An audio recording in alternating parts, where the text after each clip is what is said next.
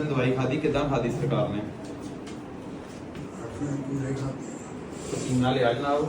ਕਿੰਨਾ ਕੁ ਆਇਆ ਪਸੀਨਾ? ਬਹੁਤ ਅੰਦਰ ਵੀ ਬਹੁਤ ਹਲੇ ਵੀ ਬਹੁਤ ਹੁੰਦਾ। ਤਬੀਅਤ ਦੱਸੋ?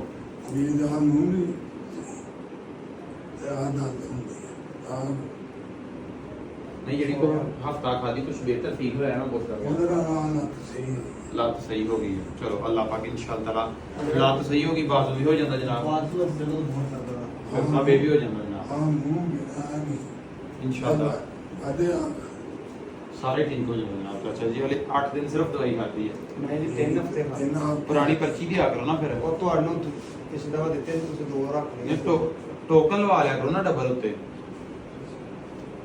ਚੌਥੀ ਦਫਾ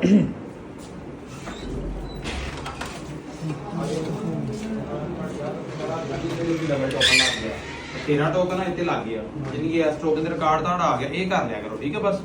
ਪਰ ਉਸ ਦਿਨ ਪਿਛਲੀ ਦਫਾ ਆਏ ਸੀ ਨਾ, ਮੈਂ ਦਿੱਤੀ ਸੀ ਪਰਚੀ, ਉਹ ਦੂਸਰੇ ਪਿਛਲੀ ਵਾਰੀ ਆਪੇ ਲੈ ਗਿਆ ਅੱਛਾ ਚਲੋ ਕੋਈ ਮਸਲਾ ਨਹੀਂ, ਅੱਲਾਹ ਪਾਕ ਮਜ਼ੀਦ ਕਰਮ ਕਰੇਗਾ। ਆਪਣਾ ਪਸੀਨਾ ਦਬਾ ਕੇ ਲਈ ਰੱਖਣਾ। ਹਫਤੇ ਨਹੀਂ ਕਰਾਂ ਜੀ? 2 ਹਫ਼ਤੇ ਦੀ ਗੱਲ। 2 ਹਫ਼ਤੇ ਬਾਅਦ ਈਦ ਆ ਵੇਖ ਲਓ ਫਿਰ। ਦਵਾਖਾਨਾ ਕੋ ਬੰਦ 4-5।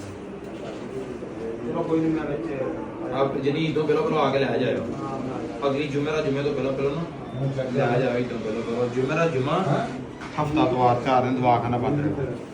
ਉਸ ਤੋਂ ਪਹਿਲੇ ਨਾ ਮੈਂ ਚੱਕਰ ਲਗਾ